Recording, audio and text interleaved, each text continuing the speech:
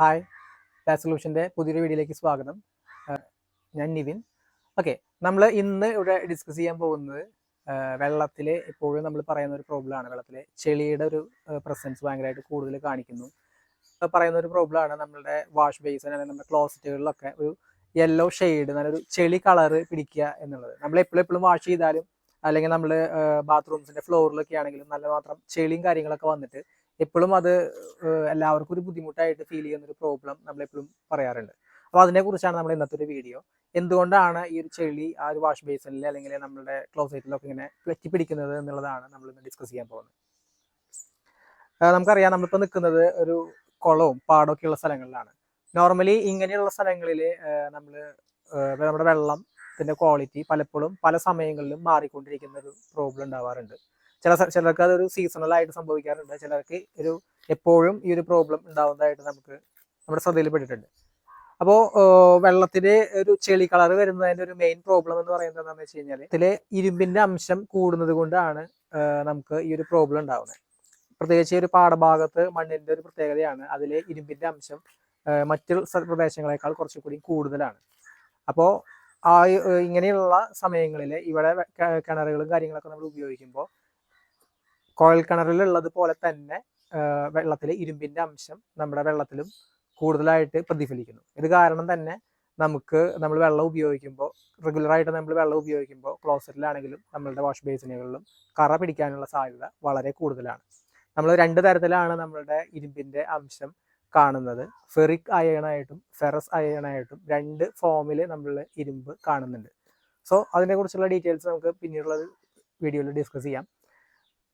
നമ്മുടെ ഇരുമ്പിൻ്റെ ഒരു പ്രോബ്ലം മെയിൻലി നമുക്ക് എഫക്റ്റ് ചെയ്യുക എങ്ങനെയാണെന്ന് വെച്ച് കഴിഞ്ഞാൽ, മെയിൻലി ഞാൻ പറഞ്ഞത് നമ്മൾ വെള്ളം നമ്മളുടെ വാഷ് ബേസിനുകളിലും നമ്മുടെ ക്ലോസറ്റിലൊക്കെയുള്ള ചെളി കളറ് അല്ലെങ്കിൽ നമ്മുടെ ടൈലുമൊക്കെ നല്ല ചെളി കളറ് ഫോം ചെയ്യുന്നു. അത് എന്താ പറയുക, നമുക്ക് ഭയങ്കര ബുദ്ധിമുട്ടുണ്ടാകുന്ന ഒരു പ്രോബ്ലമാണ്. രണ്ടാമത്തെ ഒരു പ്രോബ്ലം നമുക്ക് മെയിൻലി എഫക്റ്റ് ചെയ്യുന്നതാണ്, നമ്മൾ കുളിക്കുമ്പോഴാണെങ്കിൽ നമ്മുടെ സ്കിന്ന് ഡ്രൈ ആവാനും അതേപോലെ മുടി കൊഴിച്ചിലുണ്ടാകാനും ഒരു മെറ്റാലിക് സ്മെല്ല് പോലുള്ള കാര്യങ്ങളൊക്കെ ഉണ്ടാവാനായിട്ടുള്ള സാധ്യത വളരെ കൂടുതലാണ്.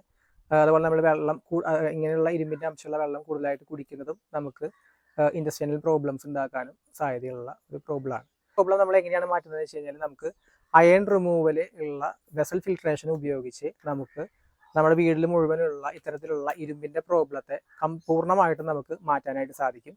അതിനായിട്ട് നമ്മൾ ഉപയോഗിക്കുന്നത് അയൺ റിമൂവ് ചെയ്യാനുള്ള ചില മീഡിയംസ് നമുക്ക് അവൈലബിൾ ആണ്. എസ്പെഷ്യലി കാറ്റലോഗ്സ്, DM65, ബേം, ഇത്തരത്തിലുള്ള ഡിഫറെൻറ്റ് ടൈപ്പ് ഓഫ് മീഡിയംസ് നമുക്ക് മാർക്കറ്റിൽ അവൈലബിൾ ആണ്. മീഡിയംസ് ഉപയോഗിച്ചുകൊണ്ടാണ് നമ്മൾ അയണിലുള്ള ഇരുമ്പിൻ്റെ അംശമുള്ള വെള്ളത്തിനെ നമ്മൾ ട്രീറ്റ് ചെയ്യുന്നത്. അപ്പോൾ നമ്മുടെ അയണിൻ്റെ പ്രോബ്ലമിനെ കുറിച്ച് നമ്മൾ കേട്ടു. സോ നമുക്ക് ഇനി നമ്മൾ അയൺ റിമൂവലിൻ്റെ ഒരു വെസൽ നമ്മളിവിടെ ഇൻസ്റ്റാൾ ചെയ്തിട്ടുണ്ട്. അപ്പോൾ അതിൻ്റെ കാര്യങ്ങൾ എങ്ങനെയാണെന്നുള്ളത് നമുക്ക് നോക്കാം. ഇതാണ് നമ്മൾ അയൺ റിമൂവൽ ചെയ്യാനായിട്ട് ഉപയോഗിച്ചിട്ടുള്ള വെസൽ. 1354 വെസൽ സൈസ് വരുന്നത്. അപ്പോൾ നമ്മൾ ഏകദേശം ഒരു 2 വർഷം കഴിഞ്ഞു.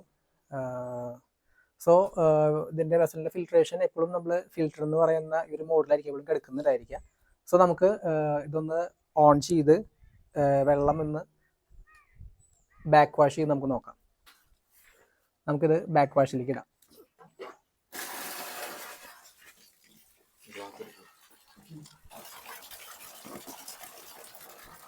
നമുക്ക് ബാക്ക് വാഷ് ചെയ്യുമ്പോൾ കാണാൻ പറ്റും, അത്യാവശ്യം ഫസ്റ്റിൽ നമുക്ക് നല്ലോണം ചെളി വരും.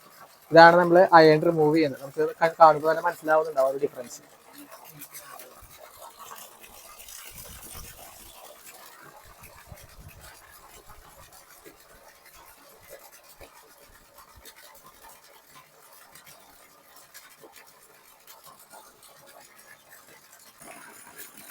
ഓക്കെ, നമ്മളിപ്പോൾ ബാക്ക് വാഷ് ചെയ്ത് ഏറ്റവും അവസാനത്തെ നമ്മളുടെ റിസൾട്ടിലേക്ക് എത്തി. ഇപ്പോൾ നമ്മുടെ വെള്ളം ക്ലിയർ ആയിട്ടുണ്ട്. ഇപ്പോൾ കാണുമ്പോൾ തന്നെ മനസ്സിലാവും. എന്നിരുന്നാൽ തന്നെയും നമ്മൾ ഗ്ലാസ് ഉപയോഗിച്ച് ചെക്ക് ചെയ്യുന്നതാണ് അതിൻ്റെ ഒരു പ്രോപ്പർ ആയിട്ടുള്ള വഴി. ഓക്കെ, നമ്മൾ ഇതിലത്തെ ബാക്ക് വാഷ് നമ്മളിവിടെ ക്ലോസ് ചെയ്യാണ്. നമ്മൾ വെള്ളം നേരത്തെ ചെക്ക് ചെയ്തപ്പോൾ നമുക്ക് വെള്ളം ക്ലാരിറ്റി കിട്ടി. സോ നമ്മളിനി എന്താ ചെയ്യുന്നത് വെച്ച് കഴിഞ്ഞാൽ, ബാക്ക് വാഷിൽ നമ്മൾ പിന്നീട് പറഞ്ഞു നമ്മൾ റിൻസിലേക്ക് ഇടും. റിൻസിൽ നിന്ന് പിന്നീട് നമ്മൾ ഫിൽറ്ററിലേക്ക് ഇട്ടിട്ടാണ് നമ്മളുടെ ഈ ഒരു ബാക്ക് വാഷിംഗ് സിസ്റ്റം നമ്മൾ ക്ലോസ് ചെയ്യുക. സോ നമുക്കിത് നേരിട്ട് വീണ്ടും ഫിൽറ്ററിലേക്ക് കൊടുക്കാം. ഫിൽറ്ററിലേക്ക് കൊടുക്കുന്നതോടുകൂടെ ക്ലിയർ ആയിട്ടുള്ള വെള്ളം വീണ്ടും സപ്ലൈ ചെയ്ത് തുടങ്ങും. നമ്മുടെ ഒരു ഫിൽറ്റർ ഇപ്പോൾ 2 വർഷത്തോളമായി നമ്മൾ ഉപയോഗിക്കുന്നുണ്ട്. നമ്മുടെ ഒരു വെസൽ ഫിൽട്രേഷൻ നമുക്ക് ഉപയോഗിക്കുന്നതിൻ്റെ ഒരു ഗുണം എന്തെന്ന് പറയുന്നത്, ഒരു 7 തൊട്ട് 10 വർഷത്തോളം നമുക്ക് ഇത് ഉപയോഗിക്കാൻ പറ്റും എന്നുള്ളതാണ്. നമ്മൾ കൃത്യമായിട്ടുള്ള ഇടവേളകളിൽ ഇത് ബാക്ക് വാഷ് ചെയ്ത് കഴിഞ്ഞാൽ നമുക്ക് വളരെ ഈസി ആയിട്ട് തന്നെ ഉപയോഗിക്കാം. 10 വർഷമൊക്കെ കഴിയുമ്പോൾ നമുക്ക് ഈ ഒരു മീഡിയത്തിന്റെ ക്വാളിറ്റി മാറ്റം വരും, അതിന്റെ എഫിഷ്യൻസി കുറയും. ആ സമയങ്ങളിൽ നമുക്ക് ഒരു വെസൽ നമുക്ക് ഉപയോഗിക്കാൻ പറ്റും. ഇതിലത്തെ മീഡിയം മാത്രം ചേഞ്ച് ചെയ്തിട്ട് നമുക്ക് വീണ്ടും ഇത് ഉപയോഗിക്കാൻ പറ്റുന്നതാണ്.